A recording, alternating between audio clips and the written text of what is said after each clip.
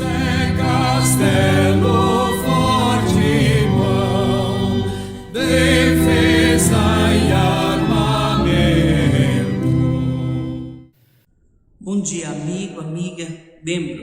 Eu quero vir e te saudar com a passagem bíblica do livro de Atos, capítulo 22, o versículo 7, que nos ensina: Eu caí no chão e ouvi uma voz que me dizia: Saulo, Saulo, por que você me persegue?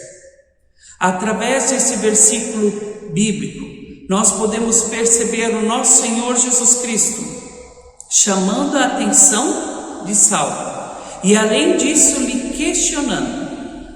Ele parou e ouviu o questionamento do Senhor.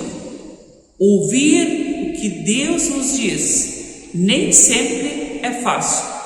Como é bom vir à igreja e sempre de novo ouvir coisas boas de Deus em relação a nós, mas ser questionado, ser colocado à prova, nem sempre é algo bom, e muito menos ser chamado para o arrependimento. Jesus questiona Paulo por que ele estava perseguindo, porque ele estava agindo daquela forma. E de qual forma? Quem de nós não tem os seus pecados, não tem as suas falhas? Quem de nós não é chamado pelo Senhor para que mudemos a nossa vida, para que mudemos a nossa postura? Em alguns momentos nós também precisamos parar de perseguir e mudar a nossa existência. Existe uma história dos tempos idos, quando ainda não existia o conselho tutelar, onde a lei de proteção em relação às mulheres e às crianças não era como elas são hoje em dia. E nesse sentido havia um homem que era muito agressivo, que espancava muito a esposa e também os seus filhos. Ele, por sua vez, religiosamente ia para a igreja da localidade com toda a sua família. E toda vez que o pastor, por sua vez, pregava sobre a importância do amor, do respeito ao próximo, ele simplesmente dizia para os seus filhos que isso tudo é bobeira, que o único amor que existe é aquele do poder, da opressão. E assim ele viveu durante muitos anos, fazendo mal para sua esposa e para os seus filhos.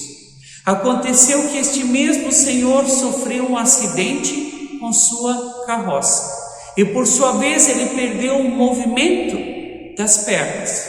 A família entrou em desespero, pois ele estava por sua vez acamado e em coma, e eles tinham grande receio que, se ele voltasse e percebesse que as suas pernas não havia movimentação, que ele iria ficar ainda mais agressivo.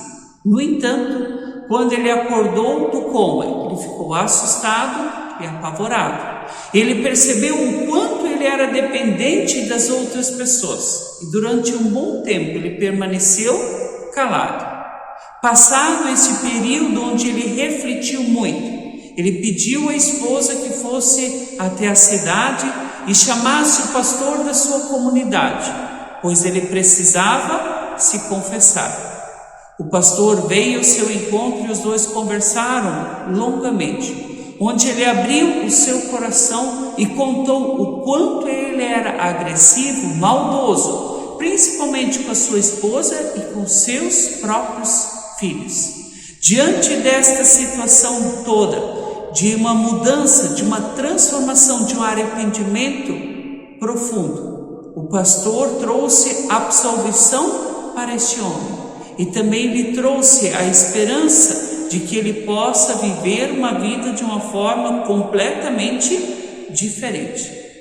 A partir daquele dia, apesar da família ter em casa o seu pai, ter em casa o seu esposo, ele vivia e agia de uma forma completamente diferente do que havia sido no passado. Este homem, ele se converteu, ele mudou de postura, ele parou de ser um perseguidor e se tornou um cuidador.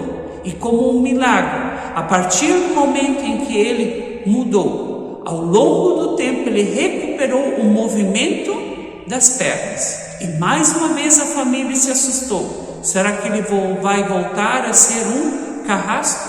Mas a sua conversão foi profunda. Ele continuou sendo um pai e um esposo digno.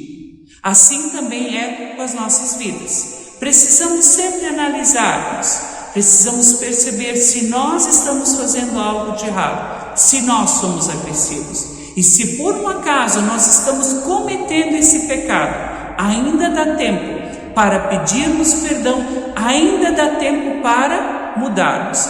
E assim como Saulo, e assim como aquele senhor da história mudaram a sua vida, cada um de nós pode trazer mudança e transformação, primeiramente sobre a nossa própria existência, mas principalmente sobre a vida daqueles que vivem e convivem conosco. Que Deus nos abençoe e nos guarde neste propósito. Amém.